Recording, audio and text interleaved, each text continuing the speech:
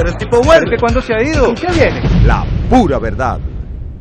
Hola, ¿qué tal, amigas y amigos? Bienvenidos a La Pura Verdad. En esta edición entraremos de lleno en conversación. Un invitado especial llega a San Cristóbal, al estado Táchira. Aquí está Leopoldo López. Muchísimas gracias. Como todos ustedes saben, es fundador, coordinador nacional de Voluntad Popular, un hombre que ha trabajado mucho en el tema de lo electoral, de lo organizativo, y también ha trabajado mucho en propuestas al país respecto de la seguridad.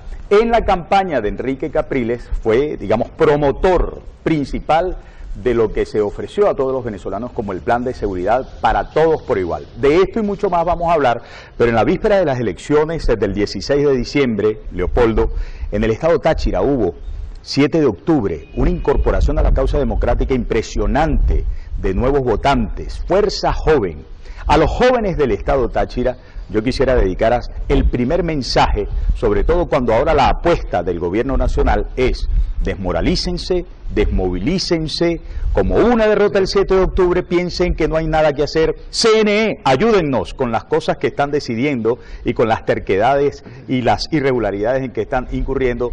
¿Y ustedes qué hacen? ¿Qué le dirías a todos los jóvenes, Leopoldo? Mira, Miguel Ángel, primero, antes de responder eso, quiero felicitarte. La verdad que es una grata sorpresa este formato, estar nuevamente entrevistado por ti. Te felicito. Muchas gracias. Es por la campaña. Bueno, así dijeron algunos cuando comenzaron un programa y después tuvieron mucho más tiempo. ¿Verdad? Que muy grato. Además que recuerda una de las grandes injusticias de este gobierno, que fue el cierre de RCTV, y lo que fue tu lucha como comunicador, como venezolano comprometido con la causa democrática, que todas las mañanas nos daba una visión muy objetiva de lo que estaba pasando en el país. De verdad me siento muy bien, además que el formato es muy parecido. Sí. Te felicito a ti y a tu equipo que está produciendo. Gracias, hermano, gracias. Mira, sobre el tema de los jóvenes, allí nosotros ciertamente desde Voluntad Popular hemos hecho grandes esfuerzos para lograr incorporar a los nuevos votantes. Y de hecho, en un estudio posterior al 7 de octubre, logramos identificar que a nivel nacional más del 60% de los votos que recibimos nosotros, ese 500.000 de votos que recibe Voluntad Popular, es de gente joven. Y lo mismo pasó acá en el Táchira. Nosotros, por supuesto, a ese grupo, ese sector de nuevos votantes que el gobierno está buscando desmotivar por todos los caminos, le tenemos que decir, y lo estamos haciendo, que vale la pena votar, porque votar, primero que nada, es no regalarle el voto al gobierno. El que decida no votar no es que se está quedando en su casa, es que está agarrando el voto, lo está metiendo en un sobre y se lo está regalando al PSV, porque esa es la conclusión real y objetiva de no votar. Pero también nosotros tenemos que dejar muy claro que el votar, que gane César Pérez Vivas acá en el Táchira, que el Táchira se mantenga como un bastión democrático, le abre oportunidades a los jóvenes, le abre oportunidades en todos los ámbitos, en el ámbito productivo, en el ámbito político, en el ámbito deportivo, porque la juventud, sin duda alguna, tiene mucha más oportunidad de surgir en una Venezuela abierta, en una Venezuela de oportunidades, que en la Venezuela que está concibiendo el gobierno nacional y que concibe el gobierno, los candidatos a los gobiernos regionales, que ya lo dijeron, lo dijo Aristóbulo Isturi. Lo que pasa es que ahora pareciera que tienen un discurso solo para las elecciones, pues ya lo dijo Aristóbulo. Claro, el mejor gobernador es aquel que desmantele la gobernación. Que es farate, lo decía así, que es farate. Que es barate las gobernaciones. Sí. Y las alcaldías. Entonces el plan de ellos está claro. ¿Cuál es el plan que nosotros estamos proponiendo? Fortalecer los gobiernos regionales, fortalecer la lucha democrática también, fortalecer la defensa de quienes no tienen ningún tipo de protección, quienes no son escuchados, quienes han sido excluidos. Mira, Leopoldo, he estado muy pendiente, como siempre, del discurso, sobre todo de los paracaidistas.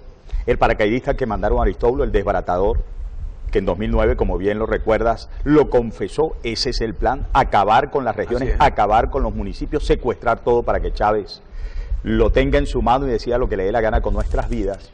Ha dicho allá, por ejemplo, que con su presencia en el estado de Anzoátegui, los anzoatiguenses que no tienen servicios, que no tienen oportunidades, que están asolados por la inseguridad, ahora van a tener la seguridad de un personaje en la gobernación que es amigo del presidente de la República, que va a poder trabajar en conjunto y en consecuencia las cosas van a salir bien. Lo mismo está haciendo en este estado, el estado Táchira, el otro capitán, como llamamos, Javier Mamora, porque ya hubo un capitán antes, recuerda, Ronald Blanco La Cruz, compañero golpista de la sangrienta asonada militar de 1992, que dice: yo tengo los contactos, ha habido 4 años en los que al Táchira le han puesto contra la pared. Conmigo van a venir bien las cosas, y sobre todo a los jóvenes les dice, se ha metido por ahí en algunas universidades y dice, trabajaré de la mano con las universidades y daremos oportunidades de progreso a todos los muchachos y trabajaremos, mira el colmo en que han llegado, trabajaremos con la empresa privada, ha dicho, y con los universitarios y los jóvenes emprendedores y tiraremos al estado Táchira a la estratosfera. ¿Qué opinas tú de una propuesta de esta naturaleza? Mira, ahí hay varias cosas que hay que precisar. Lo primero es que, por el ejemplo que pone de Anzoátegui, quien estaba antes de Aristóteles era el poeta de la Revolución, el poeta. Es decir, el que le cantaba los poemas al comandante, el que le escribía, bueno, una cercanía afectiva de la cual tanto el presidente como el propio gobernador se ufanaban durante todos sus 8 años de gobierno. Es decir, no es verdad que ahora vienen candidatos del oficialismo que son más cercanos. La realidad es que no hay interés en que los gobiernos regionales se fortalezcan, porque no está dentro del proyecto. Fíjate que es importante que nosotros leamos el Plan Socialista de la Nación 2013-2019. Cuando uno lee ese plan, yo me he tomado la tarea de leerlo a detalle, allí no hay ninguna frase que plantee el fortalecimiento de los gobiernos regionales, ni el fortalecimiento de los gobiernos locales. ¿El respeto a la propiedad lo tendrá? Tampoco. Ni tampoco está el fortalecimiento del aparato productivo privado. Es decir, cuando viene acá Bielma Mora y plantea que va a trabajar de la mano con el sector privado, es un cortocircuito. ¿En qué sentido? Está mintiendo. Bueno, es un cortocircuito por lo menos, en el sentido, a lo mejor puede tener intención, pero es que el gobierno nacional tiene otro plan, que es el plan de las expropiaciones, que es el plan del abandono al sector productivo, como lo ha venido haciendo en fábricas, como lo ha venido haciendo en el sector industrial, acá en el estado Táchira, en el sector ganadero, que también se ha dejado al productor, al campesino, se han dejado a la buena de Dios, donde no ha habido durante todos estos años una política para garantizar la seguridad, la tranquilidad del tachirense, que garantiza que ahora va a cambiar. Porque durante los años de Ronald Blanco, aquí hubo un crecimiento tremendo del secuestro, la presencia de la guerrilla, el desmantelamiento del aparato productivo autónomo del sector privado, y que lamentablemente eso tiene que buscar un cambio y fortalecerse con un gobierno como el de Pérez Viva. Es Leopoldo López quien está en la pura verdad. Me agrada mucho saber que estás dando la vuelta al país. Yo creo que has dado sopotoscientas-mil vueltas al país. Yo decía por estos días, cuando se acaben las campañas no sé qué vamos a hacer, porque hemos estado viajando, conversando con mucha gente. Pero en este instante digo, me agrada mucho porque después del 7 de octubre, Leopoldo, desde el propio gobierno lanzaron bolas para dividir la unidad democrática del país. Muchas de esas orientaban a destruirte por tus responsabilidades asumidas con el tema de, por ejemplo, Operación Progreso, el asunto electoral organizativo. Al regreso yo quisiera que habláramos de el 7 de octubre, tu responsabilidad, que hablemos de los testigos, que hablemos de lo que debemos hacer para el 16 de diciembre y por supuesto que más adelante hablaremos con Leopoldo sobre la seguridad. Principal preocupación en toda Venezuela, Táchira no es la excepción. Ustedes escuchen a Hugo Chávez, ustedes escuchen al otro capitán, ustedes escuchen a los alfiles cómplices del Consejo Legislativo en Táchira, por ejemplo, y escuchan a Leopoldo López y decidirán quién tiene la pura verdad. Ya venimos. La pura verdad. Es Leopoldo López quien está con nosotros en esta edición de La Pura Verdad. Bueno, antes de esta pausa te propuse el tema de tu responsabilidad en las elecciones presidenciales del 7 de octubre. Bolas de opinión señalándonos que terminaste peleado con Enrique Capriles, que Enrique Capriles te reclamó responsabilidades, culpabilidades por cosas no hechas bien, que además hay gente que señala, Leopoldo, que ustedes despacharon de manera muy olímpica el tema de las irregularidades y señalaron, bueno, les digo dos cosas, no hay fraude y punto, por lo cual hubo mucha gente que se sintió afectada, deprimida, pero además irrespetada. Momento de hablar. Tú sabes que en las conversaciones conmigo hablamos todo descarnadamente. Claro. ¿Qué nos dices, Leopoldo? ¿Qué fue lo que ocurrió? Mira, allí lo primero es que la responsabilidad que asumimos como campaña era tener un despliegue organizativo como nunca lo habíamos tenido, y así fue. Constituimos un equipo de más de 130.000 personas que participaron en los centros de votación como nunca se había tenido. Esa responsabilidad, si bien yo la dirigía, no era mía solo, era de los jefes de campaña municipal, de los jefes de campaña regional, y de hecho ese trabajo hoy todavía lo seguimos cosechando, porque ese esfuerzo es el que hoy se va a llevar para las elecciones del 16 de diciembre. Nosotros como nunca tuvimos presencia, de hecho tenemos casi el 95% de las actas, están a su disposición, el que las quiera ver en la página hayuncamino.com. Ciertamente, después de una elección y sobre todo después de una derrota, surgen estas flechas, estos señalamientos sobre la relación con Enrique extraordinaria. Enrique, mi hermano, con quien trabajé de la mano, sin ningún tipo de cálculo, que no se puede decir lo mismo de todo el mundo. Por ejemplo, a mí me llamó mucho la atención un comentario de Roberto Enríquez, presidente de Copey, que hace un señalamiento con una acusación cuando él no participó en ni una sola reunión, Miguel Ángel, ni en una sola, en toda la campaña, porque decía que estaba muy ocupado, no sé en qué, porque ese fue el periodo más importante al que le tuvimos que dedicar todos un esfuerzo a la campaña electoral. Ojalá en algún momento dado nos podamos sentar y buscar aclarar estos temas, pero lo más importante, Miguel Ángel, es que entendamos que el terreno avanzado no podemos entregarlo. ¿En qué avanzamos el 7 de octubre? Ya va. Yo le di vuelta y media al país, Leopoldo, en la campaña presidencial, en la movida del progreso. Vuelta y media. Al estado Táchira, 29 municipios.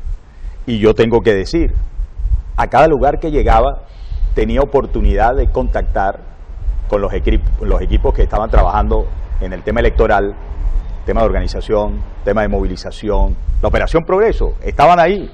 Incluso el día de las elecciones tuve oportunidad de visitar los centros de totalización, cantidad, sobre todo de jóvenes, trabajando. A ellos hay que, en descargo de tantas bolas que se han tirado a rodar por allí, felicitarlos y agradecerles mucho. Claro, pero entonces, ¿qué pasó, por ejemplo, Leopoldo, en el resto del país, que no ocurrió en el estado Táchira? Porque en el estado Táchira, ¿cómo no? Está la tristeza de la derrota nacional, digamos, del no haber alcanzado el objetivo de la victoria nacional, pero aquí se le sacaron 14 puntos porcentuales, más de 87.000 votos por el pecho a favor de los demócratas respecto de la opción de Hugo Chávez. ¿Qué pasó en el resto del país que no ocurrió aquí, Leopoldo? Mira, el estado Táchira ha venido evolucionando como un estado estructuralmente democrático. Ha sido así durante las últimas elecciones. Cada día, cada elección se reafirma más la condición demócrata del estado Táchira, así como otros sectores del país, como algunos municipios en donde siempre votan por los sectores democráticos, y eso ha venido aumentando de una manera importante también en el estado Táchira. Para ganar unas elecciones, Miguel Ángel, se necesitan dos cosas: tener los votos y tener la capacidad para defender esos votos.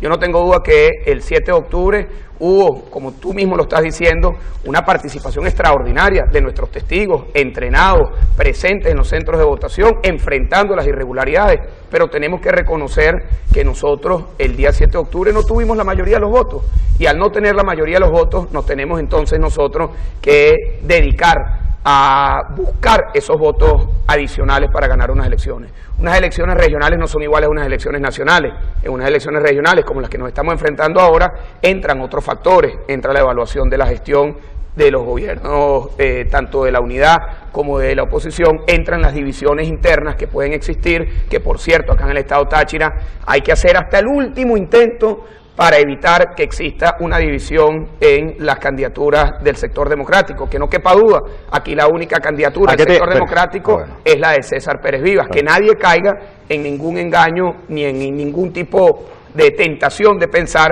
que hay otra candidatura de la unidad que no sea la de Pérez Vivas. Pero en el caso del oficialismo, las divisiones también les están pasando su factura.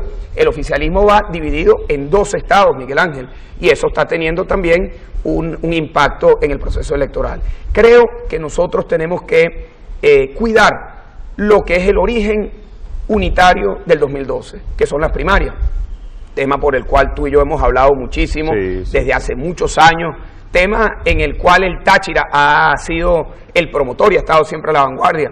Bueno, cuando la unidad se consolida por la vía de las primarias, del lado del oficialismo se consolida por la vía de la imposición.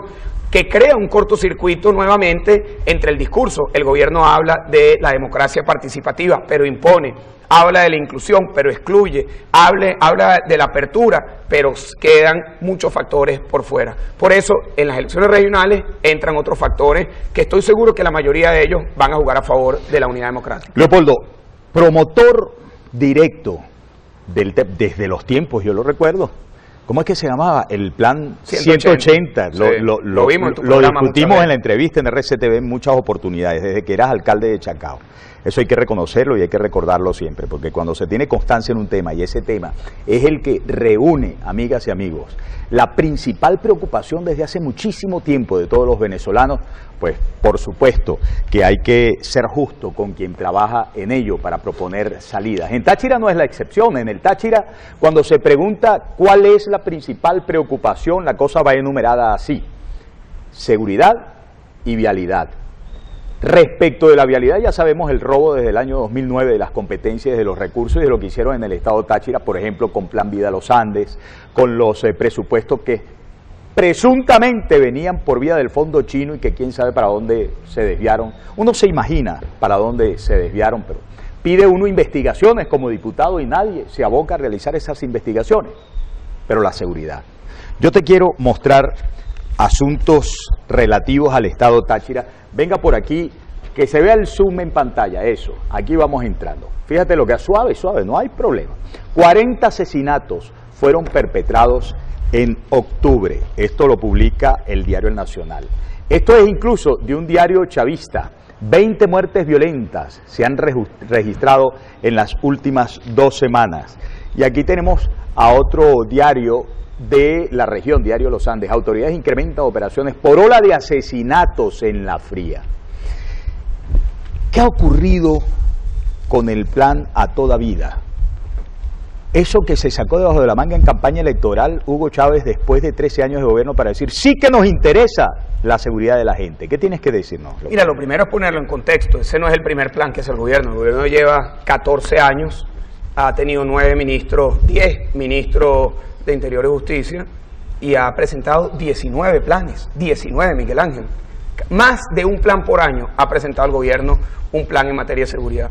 Y los planes terminan siendo más de lo mismo, alcabalas, terminan siendo bulla, pero no hay el compromiso de fondo de abordar el problema de forma estructural, inmediata y con toda la voluntad política. Te resumo brevemente cuál es la propuesta que nosotros hemos venido desarrollando, que de hecho fue la propuesta que a mí me tocó también coordinar durante la campaña de Enrique Capriles, que es la de seguridad. Nosotros planteamos abordar el problema alrededor de 4 pilares fundamentales. El primero de ellos, la prevención del delito. En Venezuela, a diferencia de otros países, el problema de la violencia está concentrado en los jóvenes, hombres, entre 15 y 25 años que viven en los sectores populares. Entonces, si esa es la realidad de la violencia, que se le atribuye más del 60% de los homicidios, si aquí leemos la prensa que tú no estás dando, bueno, fíjate, aquí agarró uno, aquí agarró así al azar, un muchacho, tendrá 23 años, y si leemos la prensa con detalle, aquí está Vega, de 17 años. Y así lo vemos, cuando vemos cualquiera, fíjate, aquí vemos las víctimas, vemos otra víctima de las que están acá, 20 muertes violentas se han registrado en las últimas semanas. Cuando vemos la edad, 16, 30 años, jóvenes, mucha gente joven son los protagonistas de la violencia. En ese sentido, nosotros hemos propuesto un plan que aborde la prevención del delito, con oportunidades de empleo, con acompañamiento de estudio, acompañamiento espiritual, acompañamiento cuerpo a cuerpo. ¿Cuántos jóvenes están vinculados a esta realidad? Son 2 millones de jóvenes que tienen estas características, pero están en situación de vulnerabilidad unos 500 a 700 mil. Allí tiene que estar el foco de la política. El segundo pilar, y te lo digo rapidito, es la reorganización de los cuerpos policiales, que pasa por la depuración, la dotación, el entrenamiento y la coordinación policial. El tercero, uno fundamental, para el cual no hay ningún tipo de voluntad política en este momento, es el sistema de justicia, la impunidad. De cada 100 homicidios, 97 quedan impunes. O sea, allí hay una responsabilidad muy importante, que es enfrentar desde el Ministerio Público y desde los tribunales lo que significa la celeridad de la justicia penal. Y el cuarto tiene que ver con el sistema penitenciario. Para cada uno de esos temas hemos elaborado propuestas, para cada uno de esos temas hay diagnósticos y tenemos la convicción que con voluntad política, con determinación,